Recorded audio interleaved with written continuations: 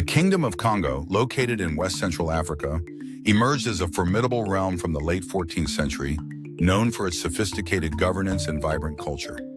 By the 15th century, it was a thriving hub, strategically positioned to engage with European explorers arriving on African shores. The kingdom's rulers, such as Nzinga and Nkuwu, and his successor, King Afonso I, recognized the potential of engaging with the Portuguese, who landed in 1483 under Diogo Cao. This interaction marked the beginning of a complex relationship characterized by diplomacy, trade, and cultural exchange. King Afonso I, who reigned from 1509 to 1542, was particularly notable for his adeptness at navigating these foreign relations.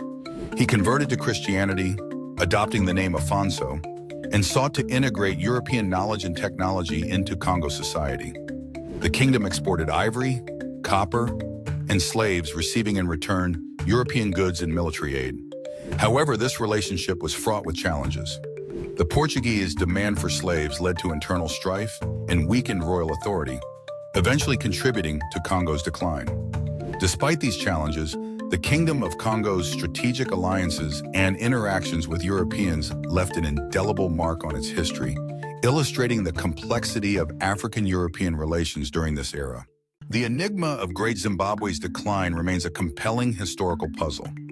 Once a thriving center of trade and culture, this medieval city flourished between the 11th and 15th centuries. Among its many wonders were the massive stone walls and the great enclosure, showcasing architectural prowess. However, by the 1600s, this civilization had mysteriously collapsed. Several factors contributed to its downfall. Environmental changes played a significant role. Deforestation and soil exhaustion, due to overgrazing and agriculture, strained the land's resources, leading to food shortages and economic instability. Additionally, internal power struggles and succession disputes weakened the political structure, eroding the unity that once held the society together. The rise of the Kingdom of Mutapa to the north further drew away resources and attention. As this new power emerged, it attracted Portuguese interest. The Europeans, seeking control over regional trade routes and resources, exacerbated internal conflicts within the Mutapa Empire.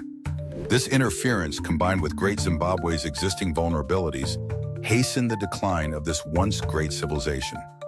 Thus, a combination of environmental, political, and external pressures sealed the fate of Great Zimbabwe, leaving behind ruins that continue to fascinate and intrigue. In the annals of history, the Battle of Adwa stands as a monumental African victory that defied European imperial ambitions. On March 1, 1896, the Ethiopian forces, led by Emperor Menelik II, faced the Italian army in a confrontation that would determine the fate of Ethiopia's sovereignty. The Italians, underestimating their opponent, believed they could easily subjugate Ethiopia and expand their colonial empire. However, the Ethiopians were well prepared, both strategically and in terms of numbers. With a force of approximately 100,000, Emperor Menelik II had amassed a diverse and determined army, drawn from various regions of Ethiopia. The Italian forces, numbering around 17,000, were caught off guard by the sheer size and determination of the Ethiopian resistance. The battle unfolded in the mountainous terrain of Adwa, where the Ethiopian forces utilized their knowledge of the land to their advantage. In a decisive engagement, the Ethiopians overwhelmed the Italian troops, inflicting heavy casualties and capturing thousands. The victory at Adwa was not just a military triumph, but a powerful statement of Ethiopian resilience and unity. It reverberated across the world, shattering the myth of European invincibility and inspiring other African nations in their struggles against colonization. Ethiopia's success at Adwa remains a proud testament to its enduring spirit and resistance. In the annals of history, the Battle of Adwa stands as a monumental African victory that defied European imperial ambitions.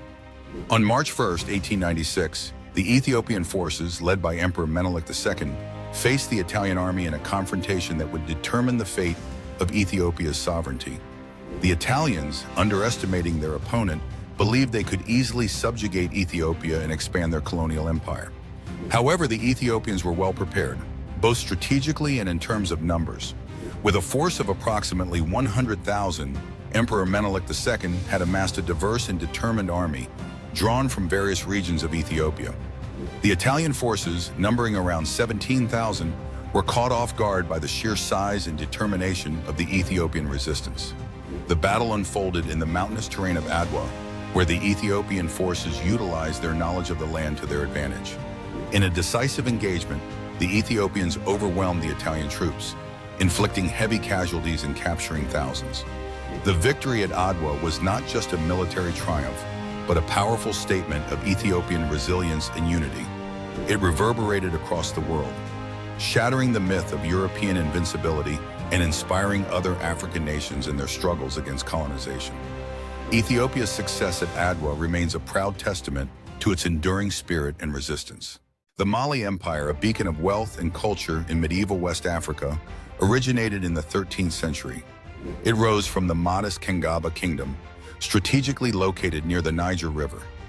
Key to its formation was the unification of several smaller Mandinka chiefdoms under the leadership of Sundiata Keita, a legendary figure celebrated for his tactical prowess and visionary leadership.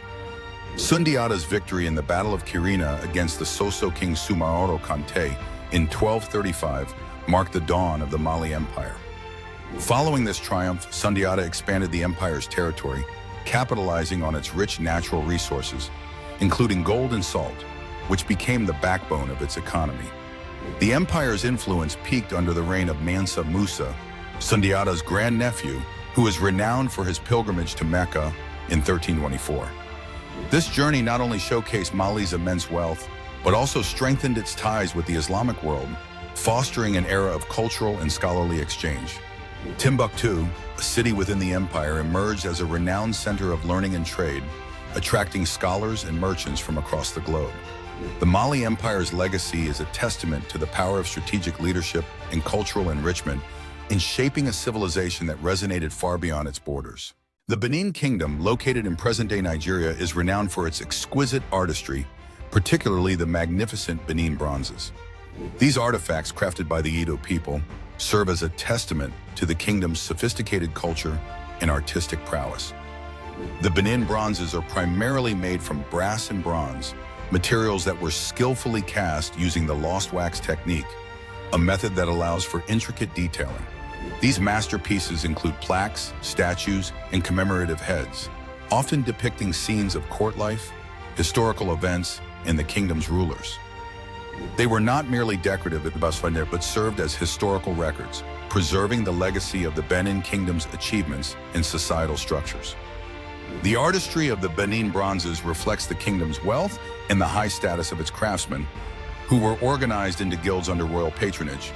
This system ensured the continuation of artistic traditions and the production of works that glorified the Oba, or king. However, the arrival of European colonial powers in the late 19th century brought significant disruption. In 1897, a punitive expedition by British forces led to the looting of the Benin city, and many bronzes were taken to European museums and private collections. Today, these bronzes are viewed as symbols of cultural resilience, sparking discussions on restitution and the rightful place of African art in global history. In the heart of West Africa, the Kingdom of Dahomey was renowned not just for its wealth and power, but for its formidable female warriors known as the Amazons. These women were a crucial part of the Dahomeyan military, defying the traditional gender roles of the time. The Agogie, as they were called, were not just auxiliaries. They were the backbone of the army, feared and respected by allies and enemies alike. Their training was rigorous, emphasizing discipline and combat skills, making them one of the most effective fighting forces in West Africa. The origins of the Agogie are rooted in the early 18th century, when King Agaja created this all-female regiment to protect the kingdom and expand its territories. These women warriors were integral in the defense and expansion of Dahomey, often leading the charge in battles. Their legacy is one of empowerment and strength, challenging the norms and inspiring future generations. As European powers began to encroach upon African territories, the Agogie's prowess became legendary, symbolizing resistance and resilience. The legacy of Dahomey's women warriors endures, serving as a powerful reminder of the role women have played in shaping history, and their story continues to inspire movements for gender equality today. In 1591, the Moroccan invasion of the Songhai Empire marked a decisive moment in West African history, drastically altering the region's trajectory. Under the leadership of Sultan Ahmad al-Mansur, Moroccan forces, equipped with advanced gunpowder weapons, crossed the Sahara Desert to challenge Songhai's supremacy. Despite Songhai's formidable size and wealth, its traditional military, relying on cavalry and infantry, was ill-prepared for the Moroccan army's firepower. The decisive battle at Tondibi, where Songhai's forces were outmaneuvered by Moroccan tactics and superior weaponry, led to a swift Moroccan victory.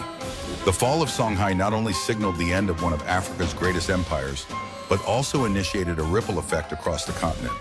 With Songhai's collapse, the intricate network of trans-Saharan trade routes that had sustained the empire's economy and cultural exchanges began to unravel.